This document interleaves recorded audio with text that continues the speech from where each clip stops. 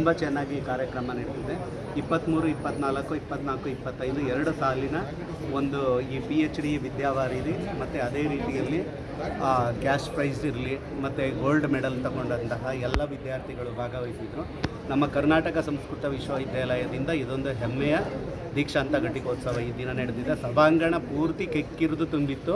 ಸಭಾಂಗಣದಿಂದ ಹೊರಗಡೆಯೂ ಕೂಡ ನಮ್ಮಲ್ಲಿ ಅನೇಕ ಜನರು ಇದ್ದಿದ್ದಂತಹದ್ದನ್ನು ನಾವು ನೋಡಬಹುದು. ಕಾರ್ಯಕ್ರಮ ತುಂಬ ಯಶಸ್ವಿಯಾಗಿ ನಡೆದಿದೆ.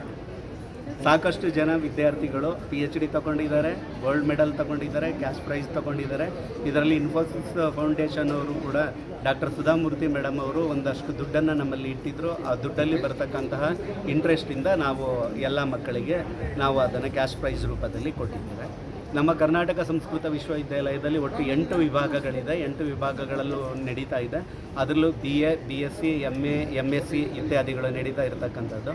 ಡಾಕ್ಟರ್ ಅಹಲ್ಯ ಮೇಡಮ್ರವರು ಯಾವಾಗ ಕುಲಪತಿಗಳಾಗಿ ನಮ್ಮ ಕರ್ನಾಟಕ ಸಂಸ್ಕೃತ ವಿಶ್ವವಿದ್ಯಾಲಯಕ್ಕೆ ಬಂದರು, ಅನೇಕ ಕಂಪನಿಗಳಿಂದ ಅವರು CSR ಫಂಡನ್ನು ತಗೊಂಡು ಮುಖ್ಯವಾಗಿ ನಮ್ಮ ಮೇಲೆ ಹಸ್ತಪ್ರತಿ ಸಂಗ್ರಹಾಲಯ, ನಮ್ಮ ಯೂನಿವರ್ಸಿಟಿಯಲ್ಲಿ 2nd ಫ್ಲೋರಲ್ಲಿ ಹಸ್ತಪ್ರತಿ ಸಂಗ್ರಹಾಲಯ ಇದೆ. ಆ ಹಸ್ತಪ್ರತಿ ಸಂಗ್ರಹಾಲಯದಲ್ಲಿ ತಾಳೆಗರಿಗಳು, ಗುರ್ಜೋಪತ್ರಗಳು, ಕಡತಗಳು ಮತ್ತು ಅದಕ್ಕೆ ಬಳಸ್ತಿದ್ದಂತಹ ಪರಿಕರಗಳು ಏನಿದ್ವು ಇತ್ಯಾದಿಗಳೆಲ್ಲ, ಶ್ರೀಕಂಠ ಇತ್ಯಾದಿಗಳೆಲ್ಲ ಇದೆ.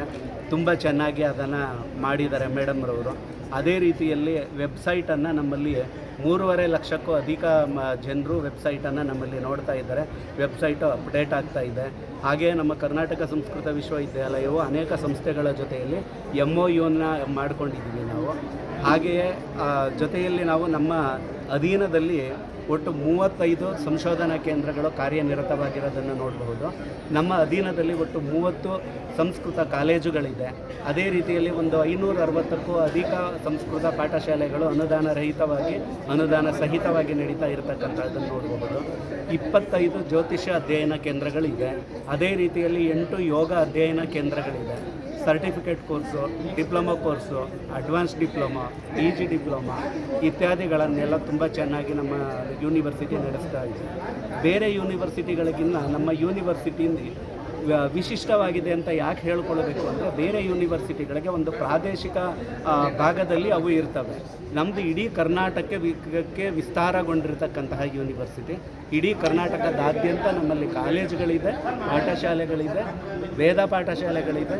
ಎಲ್ಲವೂ ಕೂಡ ಅಚ್ಚುಕಟ್ಟಾಗಿ ತುಂಬ ಚೆನ್ನಾಗಿ ನಡೀತಾ ಇದೆ. ನಮ್ಮಲ್ಲಿ ಒಟ್ಟಾರೆಯಾಗಿ ಹೇಳೋದಾದರೆ ಇಡೀ ಥ್ರೂಔಟ್ ಕರ್ನಾಟಕದಲ್ಲಿ ತಗೊಂಡ್ರೆ 1 ಲಕ್ಷ ವಿದ್ಯಾರ್ಥಿಗಳು ಸಂಸ್ಕೃತವನ್ನು ಕಲಿತಾ ಇದ್ದಾರೆ ಅನ್ನೋದಾಗಿ ನಾನು ಹೇಳಲಿಕ್ಕೆ ನಾನು ಗಿರೀಶ್ ಚಂದ್ರ ಅಂತ, ನಾನು ಇಲ್ಲಿ ಪ್ರಭಾರ ಕುಲ ಸಚಿವನಾಗಿ ಕಾರ್ಯವನ್ನು ನಿರ್ವಹಿಸ್ತೇನೆ.